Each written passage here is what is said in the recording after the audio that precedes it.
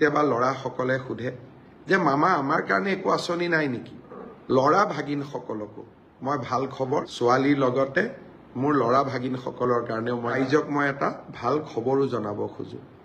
অহা 16 আগষ্টৰ পৰা আমি অসমৰ মহাবিদ্যালয়, উচ্চতৰ মাধ্যমিক বিদ্যালয় আৰু বিশ্ববিদ্যালয়সমূহত নিযুত মইনাৰ প্ৰপত্ৰ বিতৰণৰ কাম আৰম্ভ কৰিম।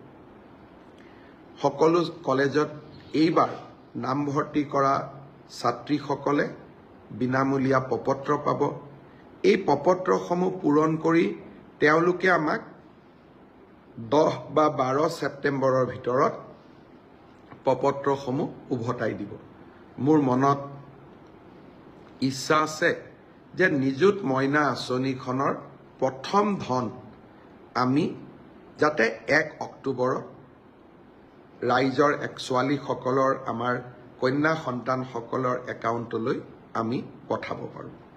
অৱশ্যে আপোনালোকেও জানে যে নিযুত মইনা আঁচনিখন হ'ল চাইল্ড মেৰেজৰ বিপক্ষে লোৱা এখন আঁচনি, অৰ্থাৎ জেণ্ডাৰ জাষ্টিছৰ কাৰণে লোৱা এখন আঁচনি। সেইকাৰণে ডিগ্ৰী পৰ্যায়লৈকে যিসকল ছাত্ৰী কলেজত যায় কিন্তু তেওঁলোকৰ ইতিমধ্যে বিয়া হৈছে, তেওঁলোকে আঁচনিখনৰ সুযোগ নাপাব। অৰ্থাৎ পোষ্ট গ্ৰেজুৱেটত বিয়া হোৱা ছোৱালীয়েও এই আঁচনিখনৰ সুবিধা পাব, কিন্তু হায়াৰ ছেকেণ্ডেৰী আৰু ডিগ্ৰীত বিয়া নোহোৱা ছোৱালীৰ বাবেহে এই আঁচনিখন মুকলি হৈ থাকিব। মোক কেতিয়াবা ল'ৰাসকলে সোধে যে মামা আমাৰ কাৰণে একো আঁচনি নাই নেকি? চাইল্ড মেৰেজৰ বিপক্ষে লোৱা আঁচনি এখনত মই ছোৱালীসকলকে অন্তৰ্ভুক্ত কৰিব লাগিব, ল'ৰাক অন্তৰ্ভুক্ত কৰিব নোৱাৰোঁ।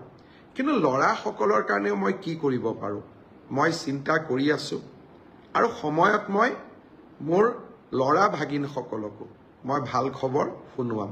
আজি মাত্ৰ ইংগিতটো দি থৈ দিলোঁ, আমি ছোৱালীৰ লগতে মোৰ ল'ৰা ভাগিনসকলৰ কাৰণেও মই নিশ্চয় ভাল কিবা এটা কৰিম। আজিলৈ ইমানতে এৰিছোঁ।